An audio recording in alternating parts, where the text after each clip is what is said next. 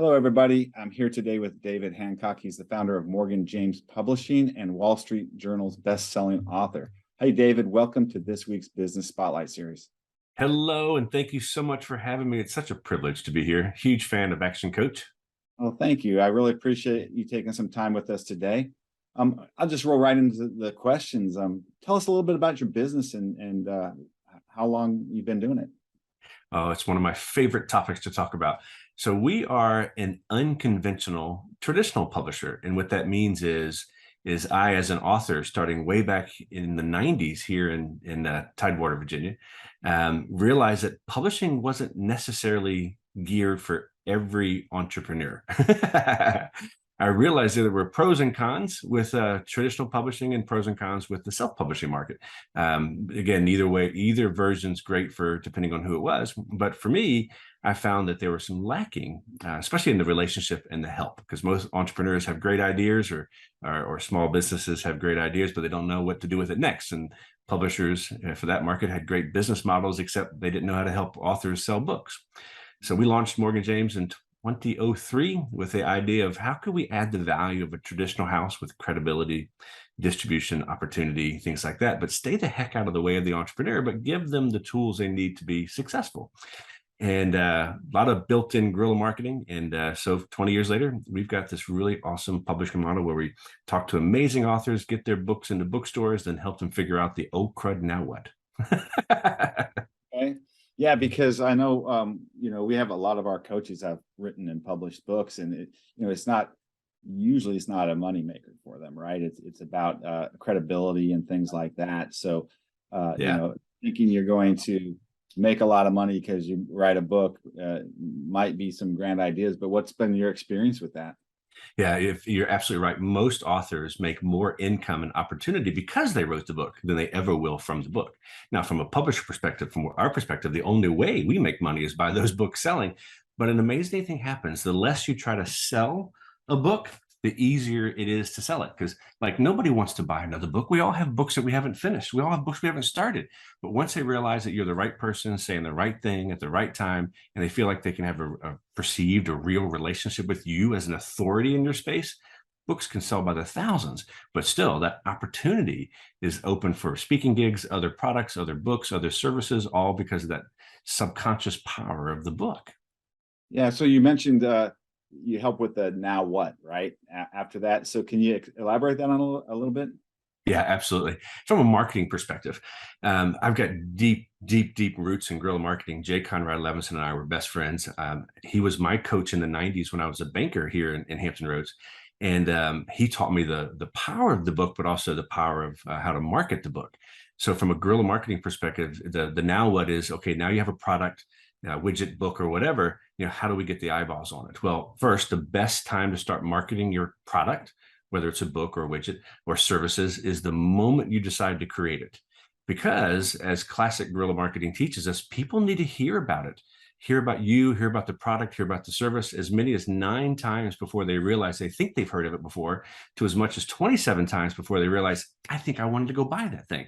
So it takes consistent messaging, establishing that your product or service or book or whatever is the right thing, and just talking it up and doing very little selling in those early days, but just letting people know that you've got your products and services, that it can change their life, and that you're not hounding at them with the selling thing, and then that perception really can take over. I mean, that's a 20,000 foot view, but that's kind of what that is. The now what is, what does it take to create those conversations, have that engaged community, whether social media or online or off, to actually having people buy your stuff and then referring others to you. Because you get to a certain point where your audience are your best salespeople. It just takes patience, which is another guerrilla marketing characteristic. Yeah, so it's like, you mentioned start doing it as soon as you think of the idea. It's like creating anticipation in people, right? That they can't wait for it, right? So having a launch date or having, hey, so you can build it. So that's some great points there. Did COVID impact your business in any way? Absolutely. COVID affected most of the businesses out here, and some of them pretty drastically. It was really tough on publishing, and we're blessed to have survived it. But we are probably one of the few, if not single digit number of industries that our products are sold to the trade, bookstores, wholesalers, libraries, 100% returnable for life. Started back in the Depression when publishers were trying to help bookstores stay open, but it never changed. So when bookstores started to shutter or start to close and stay closed, the quickest way they could pay their bills was to just return their inventory. And they did so by the thousands. In fact, we got over 175,000 returns from bookstore closings in, a 9-month span. It was terrifying. But, preparing for something like that's impossible. But it impacted us. So it just gave us an opportunity to maximize that, the business of the wholesalers and try to get them resold through online retailers. And we pivoted, started doing some more consumer direct, sales, where we were just relying on bookstores and authors to sell their books to the public. We had to get involved, and we always did a little bit, never did enough, but we really had to step it up during COVID to help us get rid of those books, because they were all paid for. So we had to give the money back, most of which already had royalties or commissions paid to those authors. So it was a scramble. Yeah. Many publishers didn't quite make it. So I feel blessed. But yes, that impacted us. So any of those things that you pivoted with, are you still doing any of those today? I mean, as we're coming out of it, is it something that you're going to keep doing? Yeah, we're absolutely going to continue to do some more consumer direct fulfillment because it's working. And we're looking at it as a complement to whatever the author's doing, because my vision has always been, how could I stay out of the way of the author, but add value to them? So we're just trying to continue that idea. But some cool things did come up. We were able to learn new ways to leverage the power of the electronic versions of the book. So we created new paths for authors to be able to sell or give away their books when they couldn't do it in person physically, doing it electronically. And that worked out really, really well. We're definitely going to keep that. We really stepped up and enhanced our program where anybody who buys a print book from Morgan James, like a physical book, they can get the ebook edition for free. So as an unexpected value add, so that, because if they don't, they weren't expecting it, then a lot of times people think, hey, I already bought the book, why should I also have to pay for the ebook? And knowing you can't take every single physical book with you when you go someplace, even if you're going to go shutter in the mountains to stay away from everybody else. So that worked out really, really well. So we enhanced that feature, during COVID, and we're definitely going to keep doing that, because we do capture the buyer's name and email address, and we give those to our authors so they can develop a relationship with their consumer, which who doesn't want that? Yeah, absolutely. It's all about adding value, right? Rather than trying to discount to get, to sell the book, add value to get, for it. So yeah. And readers begin readers. The more you please your readers or your clients, the more, they talk about you, hopefully in a good way. But that, again, like I said, ultimately will be your biggest sales force. Yeah, absolutely. Using it. So, David, could you share your greatest learning experience since you've been a business owner? Oh my gosh. I would say perception. Perception is the reality, and it is a part of guerrilla marketing as well. But you need to look and feel and act like the success that you're going to be. Now, you can't fake it till you make it per se, but you definitely need to make sure that you're operating on a high level, knowing clearly what your goals are, and letting your audience fully understand where you're coming from. I'll give you an example.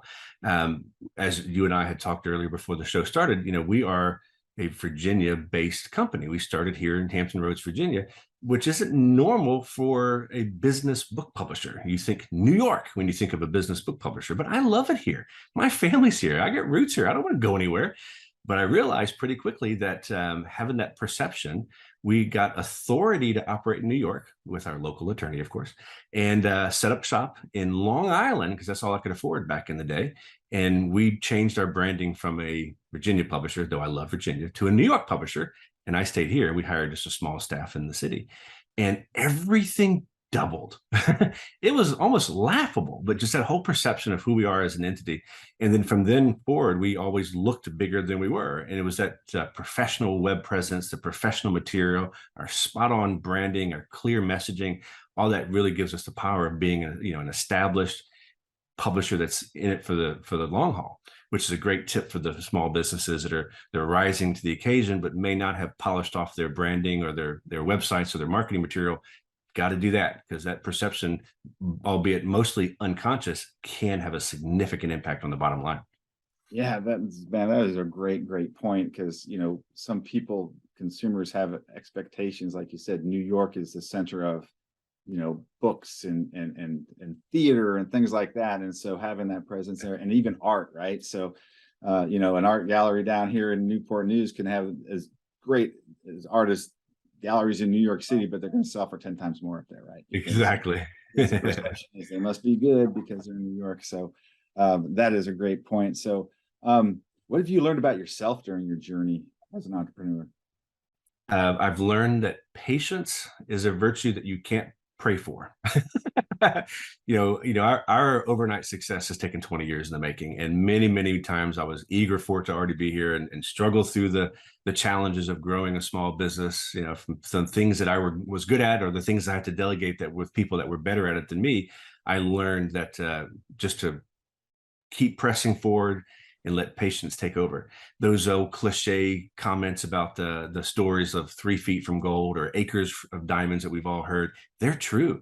A lot of times, a lot of small businesses, a lot of authors, which in essence, every author is a small business owner, their book is their product. They'll give up too quickly. You get to a point where it's uncomfortable, or someone close to you, and this is really big in our space, someone close to us will say, hey, you've been talking about this topic, this book, this widget, whatever, for all these years. It's time to start talking about something else, or change the way you're talking about it. I've heard that slogan forever, but that's when the public is just now starting to pay attention.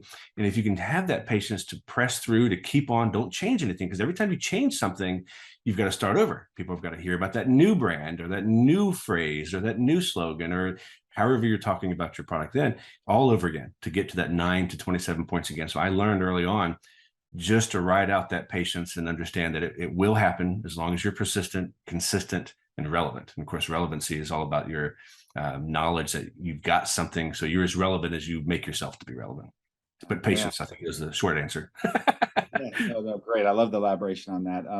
So, David, what's the future look like for the company, and what do you see as the main challenges moving forward? Oh my gosh, we have such lofty goals, which I think everybody should. Realistic short-term goals, really lofty, big-term, long-term goals that help us get there. We're continuing to expand our presence. Now we're in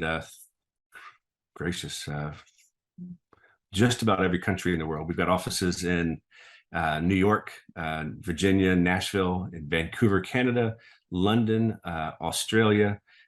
We've got printing and facilities and distribution in India and the Eastern Europe. And my vision for going global is slowly getting there. So that's really good. But my ambition is to still have that boutique feel, where we have real relationships with our clients, which are our authors, and real value adding and clear messages. And again, the more that we can help them succeed, the more that we'll succeed. The challenges that we see is just the ever changing landscape, with supply chain issues to just physical bookstores, for decades have been seemingly waning and growing and waning and going. So I think we'll figure out new ways to sell books to consumers, new ways to market the books, which is kind of fun with my marketing background. So I think the challenges would just be keeping up with it, or, as I like to say, try to stay ahead of those curves and create our own opportunities. Yeah, absolutely. Yeah. So just two more questions. What advice would you give to anybody thinking about going into business?